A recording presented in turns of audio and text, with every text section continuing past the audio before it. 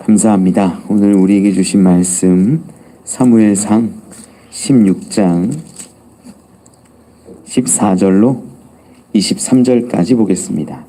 사무엘상 16장 14절로 23절의 말씀입니다. 구약성경 434면에 있습니다. 사무엘상 16장 14절로 23절의 말씀, 우리 한 절씩 교독하지요. 여호와의 영이 사울에게서 떠나고 여호와께서 부리시는 악령이 그를 번뇌하게 한지라. 사울이 신하들이 그에게 이르되 보소서, 하나님께서 부르시는 악령이 왕을 번뇌하게 하온즉 원하건대 우리 주께서는 당신 앞에서 모시는 신하들에게 명령하여 수금을 잘 타는 사람을 구하게 하소서. 하나님께서 부리시는 악령이 왕에게 이를 때에 그가 손으로 타면 왕이 나으시리이다 하는지라. 사울이 신하에게 이르되 나를 위하여 잘 타는 사람을 구하여 내게로 데려오라 하니, 소년 중 한 사람이 대답하여 이르되 내가 베들레헴 사람 이새의 아들을 본즉 수금을 탈 줄 알고 용기와 무용과 구변이 있는 준수한 자라. 여호와께서 그와 함께 계시더이다 하더라. 사울이 이에 전령들을 이새에게 보내어 이르되 양치는 내 아들 다윗을 내게로 보내라 하매, 이새가 떡과 한 가죽 부대의 포도주와 염소 새끼를 나귀에 실리고 그의 아들 다윗을 시켜 사울에게 보내니, 다윗이 사울에게 이르러 그 앞에 모셔 섬에 사울이 그를 크게 사랑하여 자기의 무기를 드는 자로 삼고, 또 사울이 이새에게 사람을 보내어 이르되 원하건대 다윗을 내 앞에 모셔서게 하라. 그가 내게 은총을 얻었느니라 하니라. 하나님께서 부리시는 악령이 사울에게 이를 때에 다윗이 수금을 들고 와서 손으로 탄즉 사울이 상쾌하여 납고 악령이 그에게서 떠나더라. 아멘. 아멘. 감사합니다. 우리 옆에 분들랑 인사 한번 하시죠. 잘하셨습니다. 축복합니다. 네. 우리 지난 시간까지 이 다윗에게 기름 부으시는 장면들을 살펴봤습니다. 하나님은 겉을 보고 외모를 보고 이렇게 판단하고 결정하는 분이 아니라 그 마음을, 그 중심을 보시는 분이었지요. 그 다윗의 마음이 어떤 거였습니까? 하나님을 사랑하는 마음. 그 사랑하는 마음 하나 보고 하나님은 다윗을 택하셨고 기름 부으셔서 이스라엘의 다음 왕으로 정하셨던 거지요. 오늘은 이제 이 다윗과 사울이 묘하게 교차되는 장면, 그 교차되는 장면에 시작되는 이야기를 살펴보려고 합니다. 오늘 본문의 14절 가운데 읽어보면 이런 기록이 있지요. 여호와의 영이 사울에게서 떠나고 여호와께서 부리시는 악령이 그를 번뇌하게 한지라. 13절 말씀에는 오늘 본문 13절 보면 이렇게 기록해요. 사무엘이 기름불병을 가져다가 그의 형제 중에서 그에게 부었더니 이날 이후로 다윗이 여호와의 영에게 크게 감동되니라. 사무엘이 떠나서 라마로 가니라. 이 다윗에게 기름을 딱 붓는 순간이었던 것 같아요. 그랬더니 크게 이제 에피소드가 두 개로 나뉘는데, 다윗에게 기름이 부어지니까 사울에게 있었던 여호와의 영이 떠나가는 거예요. 사울에게 있었던 여호와의 영이 떠나갔는데 아마 처음에는 그 사울도 자기에게서 하나님의 영, 여호와의 영이 떠나간 줄을 몰랐을 수도 있습니다. 그럼 그 전까지는 하나님의 영이 함께 했을까? 함께 했을 수도 있죠. 분명하게 알 수는 없지만 함께 하시지만 역사하지 못하는 형태로 나타났을 거라는 거예요. 그러다가 이제 다윗에게 기름이 부어지고 다윗을 하나님이 택하셔서 다음 왕으로 정하시니까 그 정함이 있을 때 사울에게서 여호와 영이 떠나가는 일이 생깁니다. 하나님의 영이요, 우리가 알게 오기도 하고 모르게 떠나가기도 합니다. 다양한 일들이 있어요.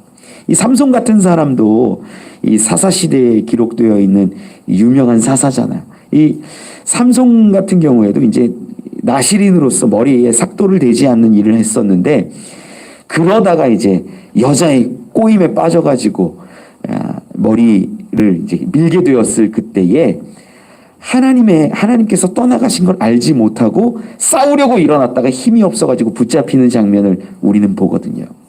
하나님의 영이 계실 수도 있고 안 계실 수도 있고 알지 못할 수도 있어요. 아마 사울에게서 하나님은 계속 같이 계셨을 수도 있어요. 그렇게 악행을 저지르고 문제를 일으키고 자기 뜻대로 살아감에도 불구하고 하나님은 그래도 이스라엘의 왕으로서 세웠기 때문에 다음 왕이 정해지고 세워지기 전까지는 아마 많은 것들을 돌보시고 계셨는지도 모른다라는 거죠. 우리가 14절을 읽을 때 이 장면에서 조금 고민을 하게 돼요. 여호와께서 부리시는 악령이, 하나님이 악령을 사용하신다라는 말인가? 악한 영을 통하여서 어떤 일들을 이루신다라는 의미로 우리가 보인다라는 거죠. 이 부분을 읽을 때 악령을 쓴다. 이 부분이 사실은 학자들 간에서도 굉장히 첨예하게 논쟁이 있는 부분이에요. 이 악령의 존재에 대해서 우리가 분명히 알기는 사실은 어렵습니다. 그런데 조금 고민해보고 찾아볼 수 있는 대목들이 있는데, 성경에 사탄이라고 기록되거나 악귀라고 기록되어 있는 장면들이 많이 있어요. 근데 이런 장면들은 성경에서 기록할 때 어떻게 기록하냐면 딱 하나의 단어 명사형으로 기록을 해요. 사탄은요, 이게 여러분들이 사탄이 우리나라 말로 아는데 사탄이라는 단어 자체가 히브리어예요. 영어로 하면 세튼이고 원래 사탄이 히브리어예요. 그래서 사탄 그 자체가 존재예요. 이름이에요. 명사예요. 악귀도 마찬가지입니다. 악귀는 셰드라는 단어를 쓰는데 히브리어로 이것도 명사형이에요. 그런데 오늘 본문에 나온 이 악령은 조금 달라요. 뭐가 다르냐? 이 악하다라는 단어, 이 라라는 형용사를 쓰고 그 다음에 영이라는 루아흐라는 단어를 붙인 거예요. 그러다 보니까 우리가 요 존재는 사탄이야, 요 존재는 악귀야라고 명사형으로 딱 떨어지는 단어를 쓰면 이해하기가 쉬운데, 여기에서는 악한 영, 그러니까 정확하게 번역을 하면 악령보다는 악한 영이다라는 의미가 원문에 더 가까운 번역일 수 있어요. 그러면 여기서 이제 학자들끼리 싸우는 내용이 뭐냐면 이거예요. 야, 사탄 같은 존재를 쓰신 거다, 하나님이. 그리고 한쪽에서는 그건 아니고 하나님께서 부리시는 천사 중에 악한 일들을 위해서 악한 것들을 지시하여서 쓴 일들도 있을 수 있다, 이렇게 얘기하는 거예요. 우리가 어떤 거냐면 예를 들면 이런 거예요. 애굽에 하나님이 재앙을 내리실 때가 있잖아요. 10가지 재앙을 내리시면 마지막 재앙이 뭐예요? 장자가 죽는 이 재앙이 애굽 가운데 임하는 거였죠. 그런데 그때 그러면 하나님이 가서 하나하나 다 이렇게 죽이실까? 아니라는 거예요. 아마 하나님이 영들을 통해서 천사들이나 이런 하나님의 일을 감당하는 자들을 통해서 일을 하셨을 텐데, 그 죽이는 일들, 악한 일들, 심판하는 그 일들을 감당하는 어떤 존재가 있었을 것으로 보는 겁니다. 그래서 저는 여러분들이 이 부분, 여호와께서 부리신 악령이라는 단어를 이해할 때 사탄이라고 이해해도 문제는 없어요. 잘못된 건 아니에요. 그런데 맥락적으로 조금 더 보고 이 언어적으로 좀 풀어보면, 악한 영을 그냥 사용하셨고 그게 어쩌면 하나님이 천사를 통하여서 악한 일들을 감당하게 하셨을 수도 있다라는 거예요. 저는 정해놓지는 않겠습니다. 저도 알 수 없는 부분이에요. 하나님만 아시는 거죠. 그런데 이 부분을 오해하고 보지는 않았으면 좋겠다.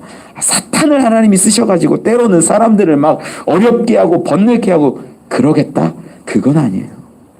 그런 의미보다는 하나님이 이제는 그에게서 영이 떠나가시고 악한 영들을 통하여서 이 사울을 어렵게 하시는 장면들을 그냥 확인하는 거지요.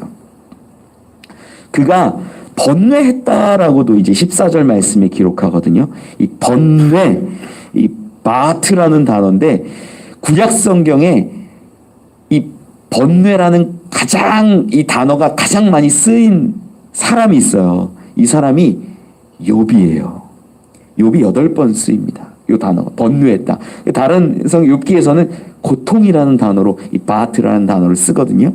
이 사울에게 2번 써요. 그리고 다른 데서 이렇게 몇 번 쓰이는데 고통을 느끼는 거예요.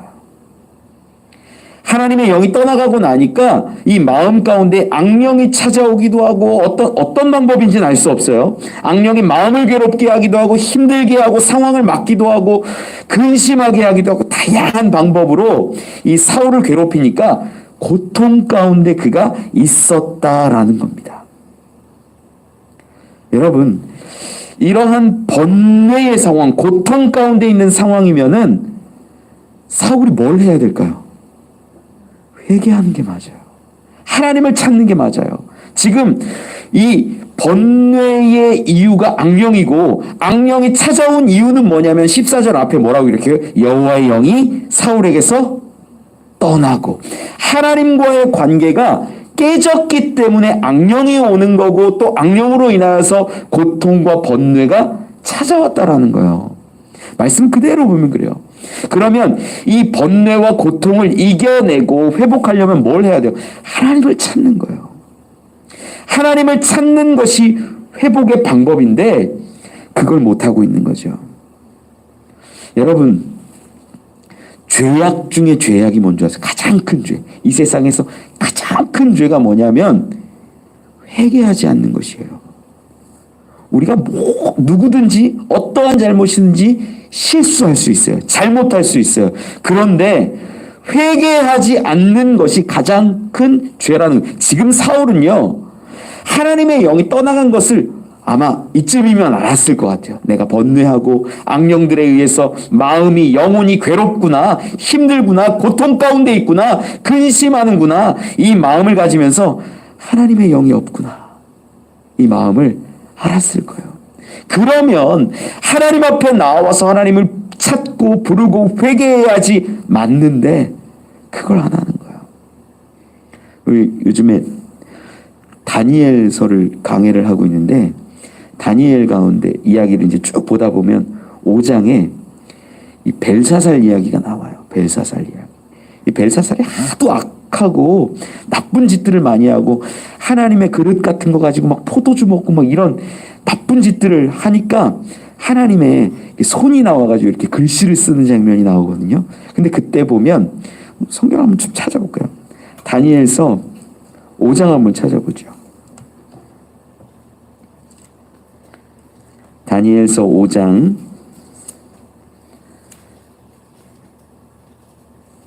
22절, 23절 좀 보죠. 그 시를 쓰고 나서 이제 벨사살이 그날 밤에 이제 죽어버리는 장면인데 이 다니엘이 뭐라고 하는지를 좀 보면 좋을 것 같아요. 다니엘서 5장 22절, 23절 1242면에 있습니다. 1242면 다니엘서 5장 22절, 23절 같이 읽어보죠. 시작.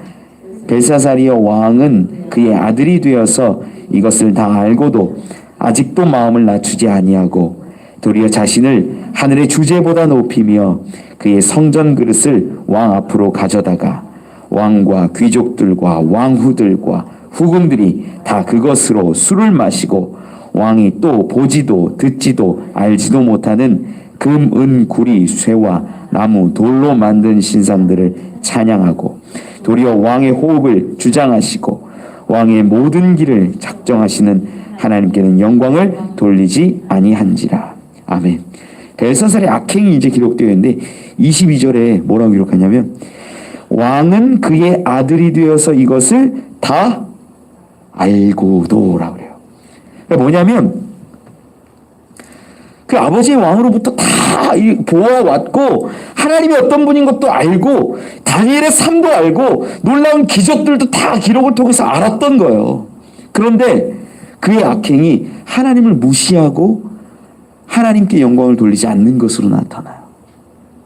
그러니까 아는데도 불구하고 돌아오지 않는 것, 이게 회개가 없는 인생이라는 거예요. 사울이 동일해요. 사울은 지금 하나님이 떠나신 것, 하나님의 영이 떠나가신 것을 알고 있는데도 불구하고 하나님을 찾지 않아요. 우리가 방금 이 사무엘상 16장을 쭉 읽어서 알지만 그가 뭘 해요? 수금 타는 자를 찾아가지고 음악 치료하는 거예요.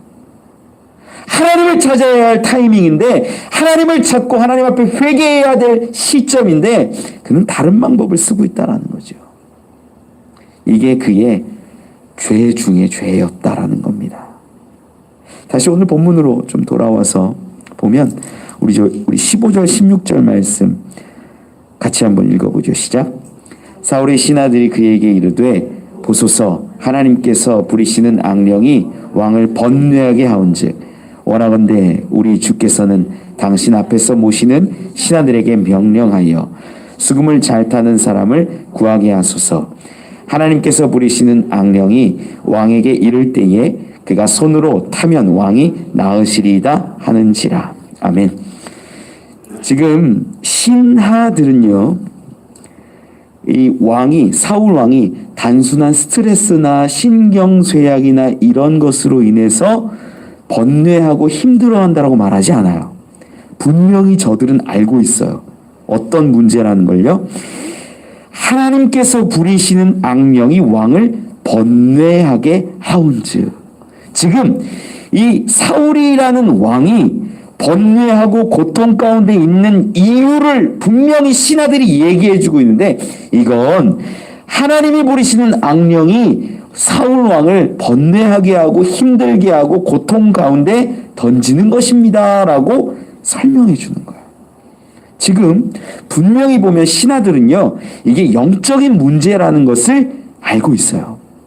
그런데 왜 이 음악을 하는 사람을 부를까요? 수금을 잘 타는 사람을 찾는 거예요. 실제로 고대 이 근동 지역에는요, 음악으로 기분을 좋게 하기도 하고 또 악령을 쫓아내는 일을 위해서 음악을 사용하기도 했습니다. 실제로 그랬어요. 그러다 보니까 이 사울 왕의 신하들은 악령을 쫓아내고 좀 영적인 치료를 위해서 음악으로 좀 회복을 하면 좋겠다라고 주장하는 거예요. 이 성경을 좀 한번 찾아보면 좋은데 열왕기 하를 좀 한번 찾아보죠. 열왕기 하 3장입니다. 564면에 있어요. 열왕기 하 3장 14절로 16절입니다.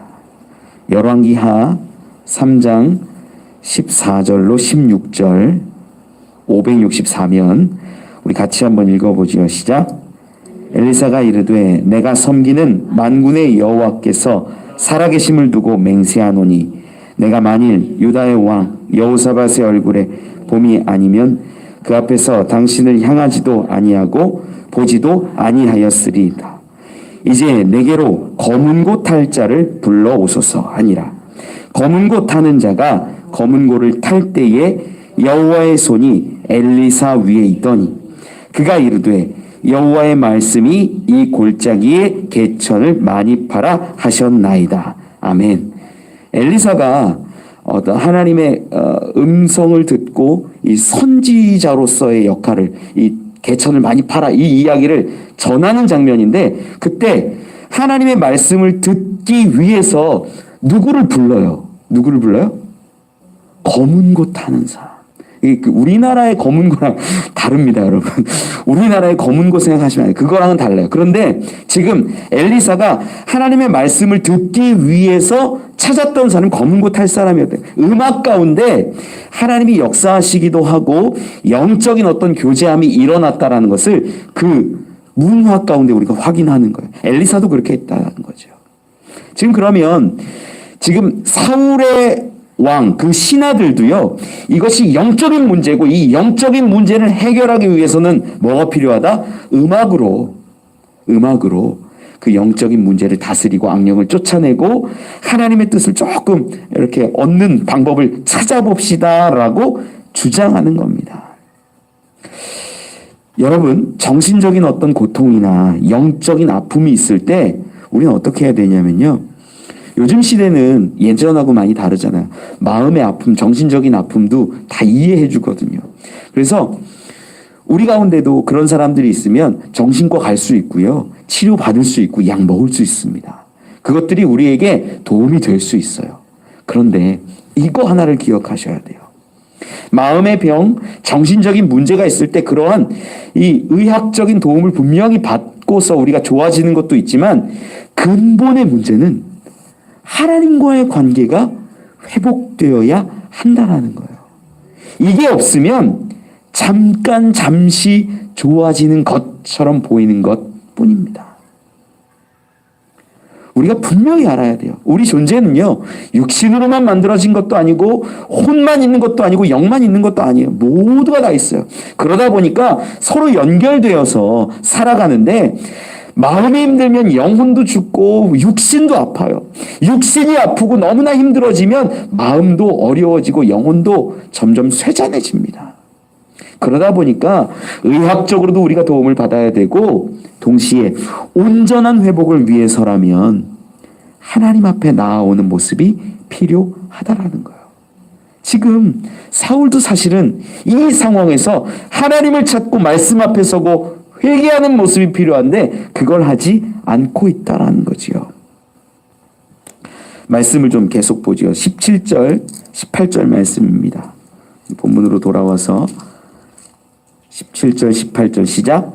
사울이 신하에게 이르되 나를 위하여 잘 타는 사람을 구하여 내게로 데려오라 하니 소년 중 한 사람이 대답하여 이르되 내가 베들레헴 사람 이새의 아들을 본즉 수금을 탈 줄 알고 용기와 무용과 구변이 있는 준수한 자라 여호와께서 그와 함께 계시더이다 하더라. 아멘. 이 신하들이 음악 치료를 위해서 이제 사람을 데려오기로 결정을 했는데 한 소년이 18절에 기록하죠. 한 소년 중 한 사람이 대답합니다. 이 소년이라는 말은 어린아이가 아니라 이 신하 중에 젊은 신하를 의미해요. 이 젊은 신하 한 사람이 사울 앞에서 얘기하는 거예요. 내가 베들레헴 사람 이새의 아들을 보았는데 수금을 탈 줄 압니다. 용기와 무용과 구변이 있습니다. 준수합니다. 하나님이 여호와께서 그와 함께 하십니다. 이 부분이 놀라운 부분이에요. 사실은 지금 베들레헴 그 깡촌에 이새라는 집안의 막내 아들 다윗을 어떻게 알겠냐라는 거예요. 알 수가 없어요. 사실은 이 성경학자들도 이 부분을 제일 어려워해요. 알 수가 없는 거예요. 어떻게 알아요?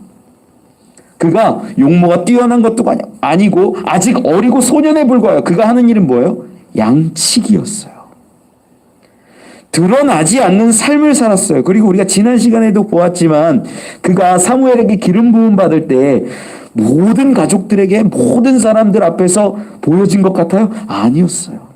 아닌 것으로 보는 게 훨씬 더 사실에 부합할 거예요. 조용히 하나님이 사무엘을 통하여서 은밀히 부었을 수 있지요. 그런데 어떻게 다윗을 알겠냐는 거. 너무 신기하죠. 그래서 우리가 성경을 볼 때 신비한 일들이 일어났는데 사울 왕 때도 그래요. 사울 왕 때도 그 사무엘이 사울에게 기름을 부었을 때 어떤 일들이 일어나면 예언을 하거든요. 사무엘이 어떤 예언들을 합니까? 사람들을 만났는데 떡 2덩이를 너에게 줄 거다. 그게 이제 레위인처럼 소제물을 드리는 그 제물로서 그 이야기 기억하시죠? 예전 거 찾아서 들으시면 돼요, 여러분. 이 예언을 하는데 또 음악하는 사람들을 만나서 이 하나님 전에 이르면서 예언하는 일들을 할 것이다. 이 사울 왕에게 보여준 환상의 내용이 사무엘이 알려준 것들이었어요. 그러니까 실제로 사울이 그렇게 행해 나갑니다. 하나님의 감동을 받고 막 예언하고 놀라운 일들을 막 하는 거예요. 보면 기름 부음 받은 자를 위하여서 하나님이 이루어 가시는 일들은 신비한 일들이라는 것을 우리는 알 수 있어요. 오늘 본문에서도요. 인간적으로 봤을 때는 이 부분이 해석이 안 돼요. 야, 어떻게 다윗을 알아? 다윗은 유명하지도 않고 그저 양치는 자에 불과하고 인간적으로 뭐 추측한다면 많이 추측해봤자 야, 그 집안이 이세의 집안이, 그 아버지 오벳도 그 위에 보아스도 유력한 집안이고 베들레헴에서 명망이 있는 집안이어서 유력하고 지도자급에 있으니까 그 아들들도 좀 이름이 낮겠지, 이렇게 볼 수는 있겠죠. 그런데 그의 이름이, 그의 용모가, 그의 용기와 무용과 모든 것들을 어떤 젊은 신하 하나가 이렇게 구체적으로 분명하게 얘기한다라는 건 쉽지 않아요. 하나님이 감동케 하셨음, 이것 외에는 설명이 불가하다라는 거죠. 여러분, 그런데 이 이야기를 딱 들었는데 사울이 뭘 이야기하냐면 데려오라고 이야기를 해요. 근데 그의 모습이, 이 다윗의 모습이 어떤 것들이 있냐면 자세히 살펴보면 첫째가 수금을 탈 줄 알고, 수금을 탈 줄 안다는데 수금을 잘 타는 것 같아요, 못 타는 것 같아요? 잘 타는 것 같아요. 알 수 없어요. 이 기록은 보면 우리는 잘 탄다는 걸 알고는 있잖아요. 수금을 잘 탔다라는 건 알고 있는데 용을 탈 줄 알고, 이게 잘 타는 것 같진 않아요. 그냥 탈 줄 안다라는 얘기죠. 그리고 이야기하는 게 용기라는 단어가 이제 사사기에서 가장 많이 쓸 땐 기드온에게 많이 쓰였어요. 용사라는 의미예요. 싸울 수 있는 그 마음과 굳센 의지가 있는 사람. 그리고 무용이라는 거는 이제 싸울 수 있는 힘을 말합니다. 힘이 있는 자. 그리고 구변, 말을 잘했다라는 거예요. 가려서 할 줄도 알고 옳은 것, 그른 것들을 이야기할 수 있는 그런 능력, 구변입니다. 그리고 준수하대요. 잘생겼대요. 그리고 마지막이 뭐예요? 여호와께서 그와 함께 계시더이다. 사울이 지금 다윗이라는 존재는 정확히 알지 못하는데 다윗에 대해서 설명한 이야기들 여러 개를 들었는데 이 중에서 가장 마음에 들었던 게 뭘 것 같으세요, 여러분? 네? 하나님이 함께 계시더이다. 여러분, 지금 사울은요, 하나님이 떠나가셨어요. 하나님의 영이 떠나갔다 보니까 그게 너무 갈망되는 거예요. 하나님이 나와 함께 하셨으면 좋겠는데 하나님을 직접 구하지는 못하고 이 다윗에 대해서 이야기하고 설명하는 여러 가지가 중에 마지막에 그 이야기가 귀에 번쩍 들리는 거예요. 그는 하나님이 함께 하시는 분입니다. 여기에 귀가 팍 꽂히는 거죠. 나는 그렇게 찾고 나는 그렇게 하고 싶지만 사실 사울은 이때 하나님의 영이 떠나간 것을 알고 내가 악령 가운데 번뇌하고 고통 가운데 있다라는 것을 깨달으면요, 사무엘을 불러서 찾아가서 어떻게 도움을 구하든 제사를 드리든 하나님 앞에 회개를 하든 옷을 찢든 다양한 방법을 썼어야 맞아요. 그런데 그런 거 안 하고 신하들의 이야기를 듣고 영적인 방법으로 음악 치료를 택하고 그 음악 치료를 해야겠다라고 생각을 하는데 하나님이 함께하는 누군가의 이야기를 들은 거예요. 그 사람 한번 보자. 그 사람 한번 만나보자. 이렇게 진행이 되는 거죠. 근데 다윗 이야기를 하는데 이 사울하고 좀 비교되는 부분이 있어요.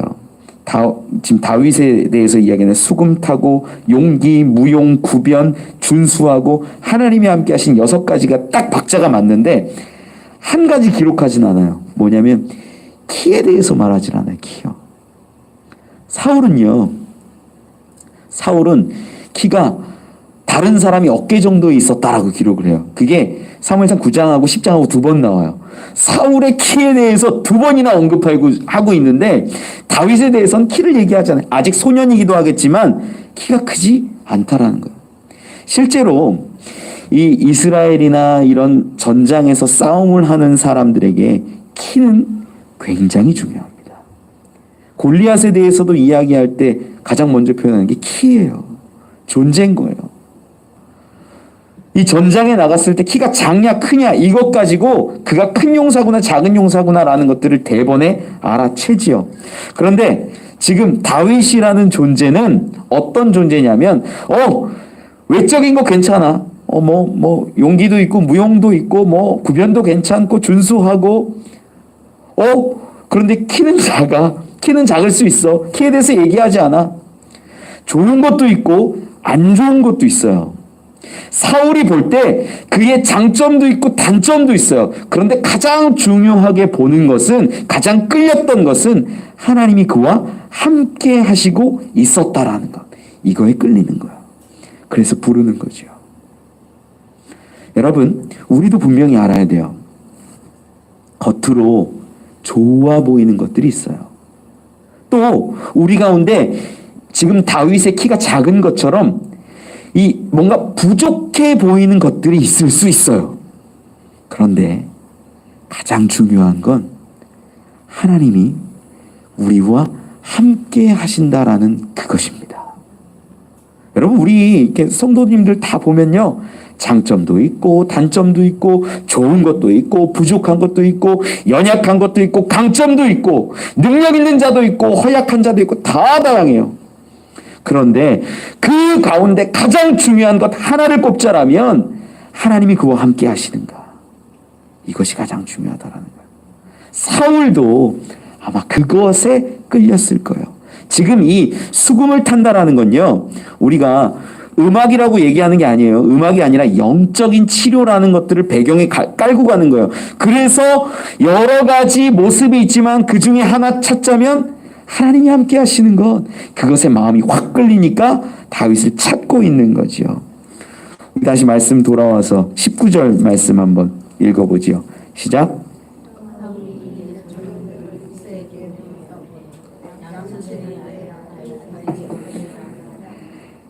이새가 떡 한 가죽 부대에 포도주와 새끼를 나귀 위에 실리고 그의 아들 다윗을 지켜 사울에게 보내니. 아멘. 이 사울은 이새에게 전령을 보내서 양치는 내 아들 다윗을 내게로 보내라, 이렇게 얘기해요. 지금 다윗은 양치기였습니다.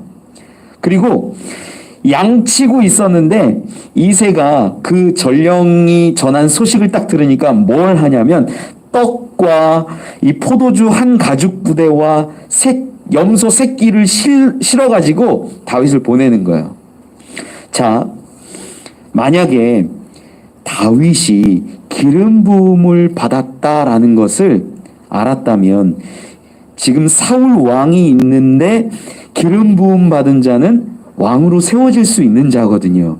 그러면 이 아들이 위험해요, 평안해요? 위험한 거예요. 사울 앞에 가면 위험할 수 있는데 지금 평안히 왕에게 드릴 예물들을 준비해요. 염소 새끼도 좋은 걸로 골랐을 것이고 포도주도 한 가죽 부대를 준비했고 떡덩이를 준비해서, 야, 왕에게 가서 너 잘 갔다 와. 면접 보러 가는 거거든요. 지금 왕에게 인사 잘하고 너의 멋진 모습을 보여드려서 네가 왕궁에만 취직하면, 야, 양치던 너의 모습이 인생 역전이야 라고 얘기하는 거예요. 그러니까 이것저것 바리바리 싸서 보내는 겁니다. 여러분, 이 장면을 보면 간접적인 증거가 되는데, 아, 다윗에게 기름 부을 때 이 이새가 몰랐겠구나. 만약 알았다면 이 어찌할 것인가. 사울이 다윗을 찾으면 죽일 수도 있는데 이 어떻게 해야 돼? 이런 반응이 나와야 하는 게 일반인데 몰랐기에 예물을 갖추어서 왕에게 보내고 있다라는 겁니다. 보잘것없던 내 아들이 출세했구나, 기뻐하듯이 이렇게 보내는 거죠. 말씀 계속 보죠. 21절 22절 한번 읽어보죠. 시작. 다윗이 사울에게 이르러 그 앞에 모셔 섬에 사울이 그를 크게 사랑하여 자기의 무기를 드는 자로 삼고, 또 사울이 이새에게 사람을 보내어 이르되 원하건대 다윗을 내 앞에 모셔 서게 하라. 그가 내게 은총을 하니라. 아멘. 이 모셔 서다라는 단어가 이 히브리어로 아마드라는 단어를 쓰는데 이게 뭐냐면 고용하다라는 거예요. 고용하다. 그러니까 지금 이 면접을 봤는데 면접을 딱 보는 가운데 다윗이 딱 사울 앞에 서니까, 이야, 그 앞에 모셔서는 그 모습이 너무 좋은 거예요. 그를 크게 사랑하여서 자기의 무기를 드는 자로 삼습니다. 무기를 드는 자는 어떤 자라면 이 왕하고 늘 함께하는 자예요. 왕이 언제나 무기를 쓸 수 있어야 되기 때문에 왕의 일거수일투족 함께하고 왕의 최측근으로서 경호를 맡은 사람으로 보기도 합니다. 그러니 갑자기 한낱 양치기에 불과했던 소년이 사울 왕의 최측근으로 경호를 맡는 사람이 된 거예요. 어마어마한 출세죠. 그러니까 22절에 보니까 이제 사울이 이새에게, 그 아버지에게 보내는 겁니다. 다윗을 내 앞에 모셔 서게 하라. 내가 고용했다라는 거예요. 이제 정식으로 고용해서 내 옆에서 은총을 받아서 나와 함께 지낼 자이다. 이 이야기를 이새에게 알려주는 겁니다. 23절 말씀 같이 한번 읽어보죠. 시작.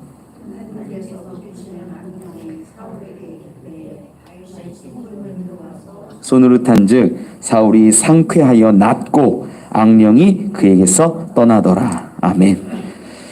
다윗은 기본적으로 찬양에 굉장히 소질이 있고 능력이 있는 사람이었습니다. 우리 시편에 있는 기록들이 다윗의 찬양이 참 많지요.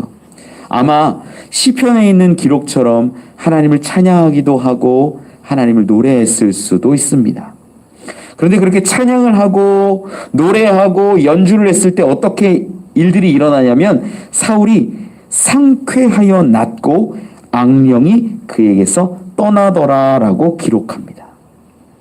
여러분, 그런데 이 사울이 악령으로부터 완전히 자유해졌어요? 아니에요. 우리는 이 부분을 통해서 분명히 알 수 있어요. 음악도 찬양도 우리가 받는 어떤 은혜로운 자리들도 우리를 기쁘게 할 수 있고 우리의 어려운 마음들을 잠시 치료할 수 있고 우리의 문제들을 잠깐 덮어줄 수 있어요. 저도 이렇게 목회를 하다 보면 어려운 상황에 처해 있는 분들의 요청을 받을 때가 있어요. 병이 났거나 상황이 문제가 있거나 그래서 신방을 가기도 하죠. 찾아가서 기도해드리기도 하고 위로해드리기도 하고 함께 눈물 흘리기도 하고 그런 일들을 합니다. 그런데 여러분, 그렇게 할 때 반응이 어떠냐면 목사님 감사해요, 은혜 됐어요, 고마워요 막 말해요. 좋지요. 여러분, 그런데 그 모습은요 일시적인 것이라는 거예요. 치료도요 일시적인 것이라는 거예요. 신방도요, 기도해주는 것도요, 노래하는 것도요, 위로해주는 모든 것들이요 다 일시적인 것이라는 거예요. 우리 안에 영적인 문제가 찾아오고 암흑이 찾아오고 우리의 마음의 병이 들고 영혼이 죽어갈 때 필요한 건 뭐예요? 하나님 앞으로 다시 돌아오는 거예요. 하나님을 다시 붙잡는 거예요. 사울이 그걸 했어야 되는데 사울이 그걸 못하고 사람의 방법으로, 영적인 방법으로 노래로, 음악으로 치료해 보려고 합니다. 효과 있습니다. 저도 말해요. 그렇게 아파하고 누워있고 계신 분들에게 저도 갑니다. 기도해주고요, 위로해줍니다. 그러면 고맙다 이야기 듣습니다. 저도 보람을 느껴요. 그런데 정말 필요한 건 뭐냐면 그분이 하나님 앞에 돌아오는 것이에요. 그분이 하나님 앞에 다시 서는 거예요. 이게 아니면 그 아픔은 계속 반복된다라는 거예요. 여러분, 영적인 문제와 아픔이 우리 가운데 찾아올 때 많아요. 육적인 문제도 우리를 넘어지게 할 때 많이 있어요.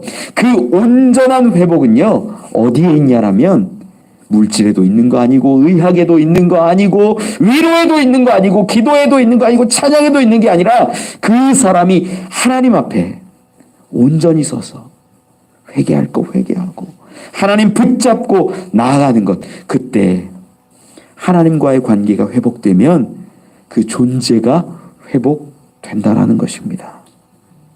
많은 사람들이 오해해요. 목사님의 기도에 능력이 있다? 물론 능력이 있을 수 있지요. 저도 그랬으면 좋겠습니다. 그런데 더 중요한 건 그 한 사람 한 사람이 하나님과의 관계가 회복되는 거예요. 우리 주 예수 그리스도 그 보혈의 공로로 여러분들이 회복될 수 있다라는 겁니다. 사울은 그걸 알지 못했어요. 하나님이 함께 하시는 다윗의 수금을 통하여서 잠깐 나으려고 했고 회복하려고 했고 상쾌해지기를 기대했어요. 이건 진통제에 불과해요. 진짜 근본을 도려내고 회복하고 살아나게 하는 건 사울이 하나님 앞에 온전히 서는 겁니다. 우리가 어쩌면 사울일 수 있어요. 우리의 모습이 하나님 앞에 서는 건 두려워하고 여러 가지 다른 방법으로 기도 부탁하고 위로받으려고 하고 찬양 듣고, 물론 효과 있습니다. 그러나 여러분이 하나님 앞에 서셔야 합니다. 이것이 아니면 근본의 치료는 어렵습니다. 말씀을 좀 정리합니다. 악령이 사울을 번뇌케 하고 고통을 줄 때 사울은 인간적인 방법을 택했습니다. 영적인 방법이었죠. 물론 영적으로 음악을 통해서 내가 회복하기를 원한다. 시도했습니다. 물론 효과 있었어요. 그러나 그것이 결코 완전한 치료는 아니었습니다.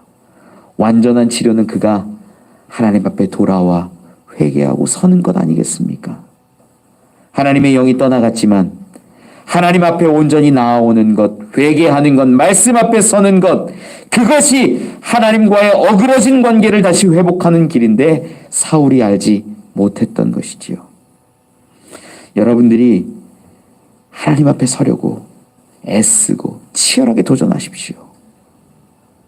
영적인 어떤 위로받고 찬양 가운데 회복하는 것, 물론 능력은 있지만 우리의 존재가 하나님 앞에 온전히 서는 것만큼 온전한 회복은 아닐 겁니다. 하나님 앞에, 말씀 앞에 설 수 있는 저와 여러분, 우리 되시길 간절히 축원합니다. 우리